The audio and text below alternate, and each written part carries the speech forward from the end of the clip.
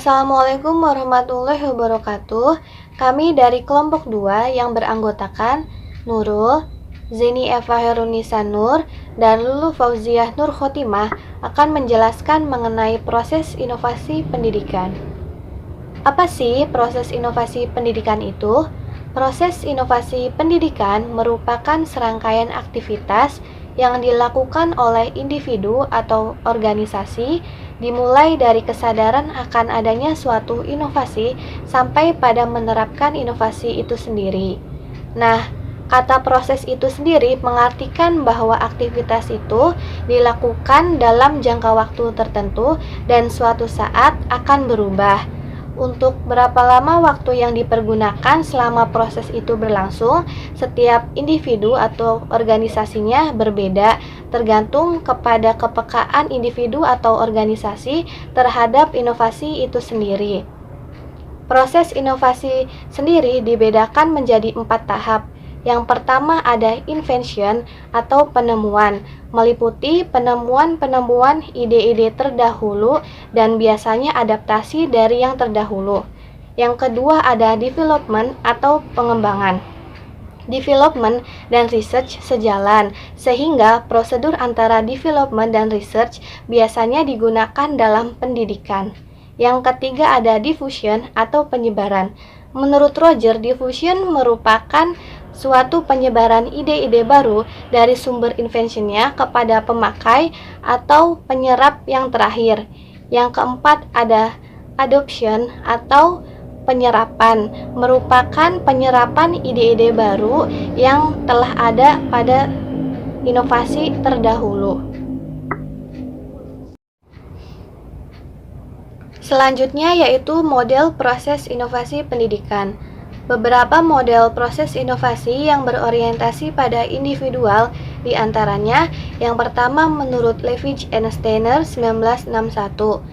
Dimulai dari menyadari, mengetahui, menyukai, memilih, mempercayai, dan membeli. Yang kedua yaitu menurut Kelly 1961. Yang pertama dimulai dari belum menyadari, menyadari, memahami, mempercayai, kemudian mengambil tindakan. Yang ketiga menurut Rogers 1962. Dimulai dari menyadari, menaruh perhatian, menilai, mencoba, dan menerima.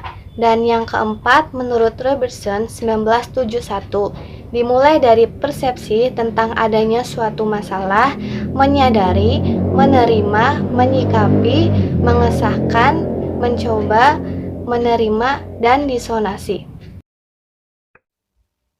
Model proses inovasi yang berorientasi pada organisasi menurut Zeltman dan Ken dan Holbeck disebutkan bahwa proses inovasi ini memiliki 2 tahap.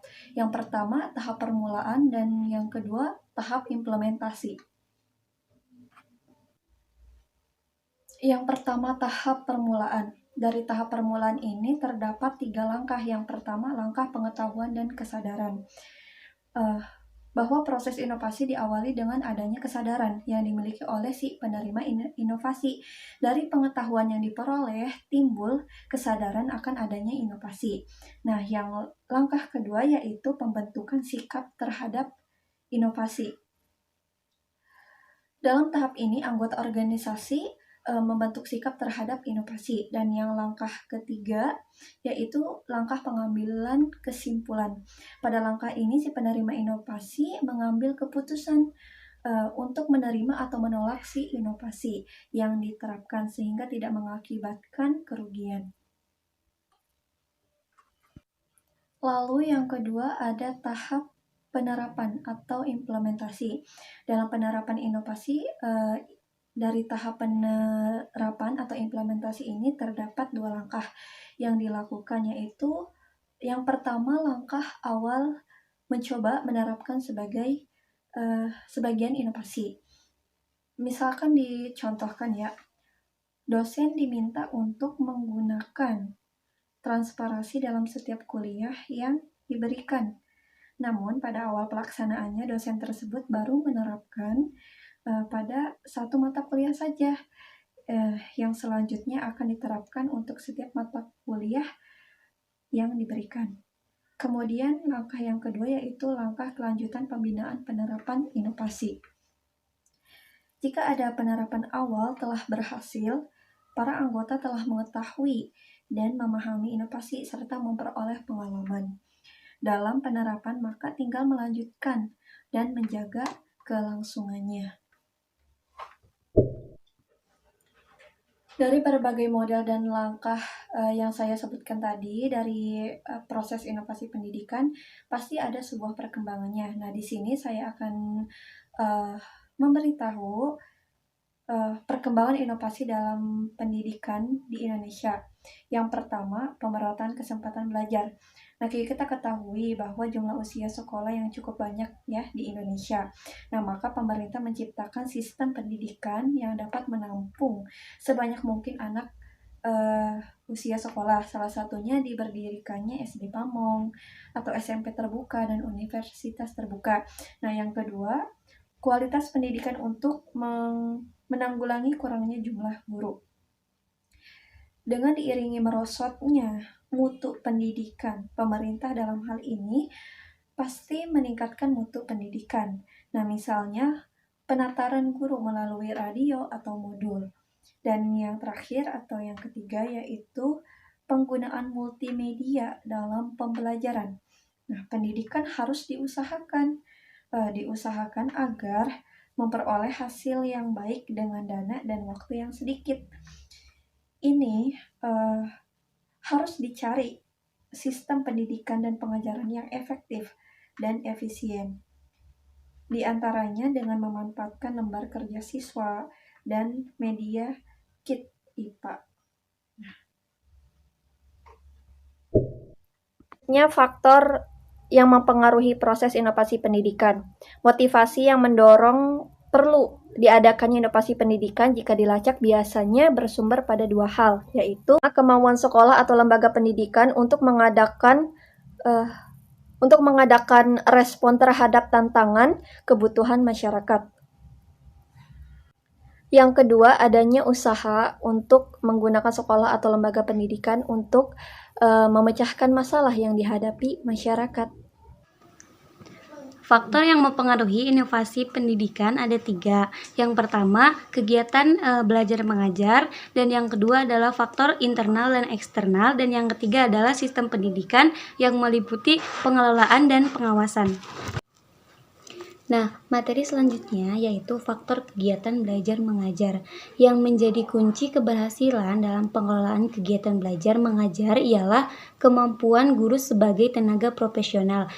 Jadi, guru sebagai tenaga yang telah dipandang memiliki keahlian dalam bidang pendidikan gitu, serta diberikan tugas dan wewenang untuk mengelola kegiatan belajar mengajar agar dapat mencapai tujuan, yaitu terjadinya perubahan perilaku atau tingkah laku siswa atau peserta didik sesuai dengan tujuan pendidikan nasional dan tujuan institusional yang telah dirumuskan.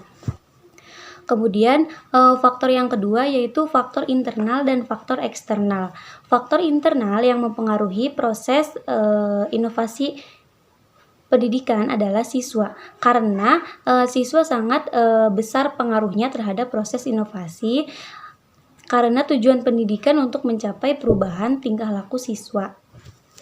Nah, kemudian faktor eksternal yang mempengaruhi dalam proses inovasi pendidikan adalah orang tua.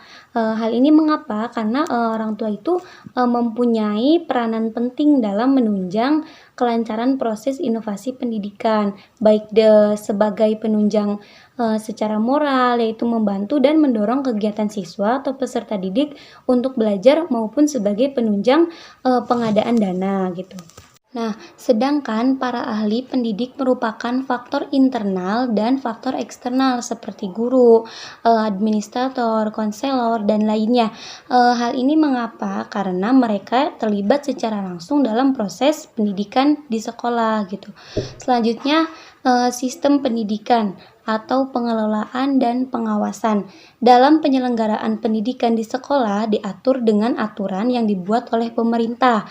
Penanggung jawab sistem pendidikan di Indonesia adalah Departemen Pendidikan Nasional yang mengatur seluruh sistem berdasarkan ketentuan-ketentuan yang berlaku.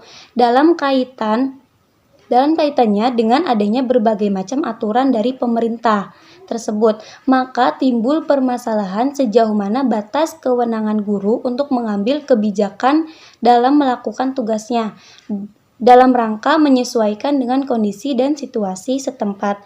Demikian pula sejauh mana kesempatan yang diberikan kepada guru untuk meningkatkan kemampuan profesionalnya guru menghadapi tantangan kemajuan zaman.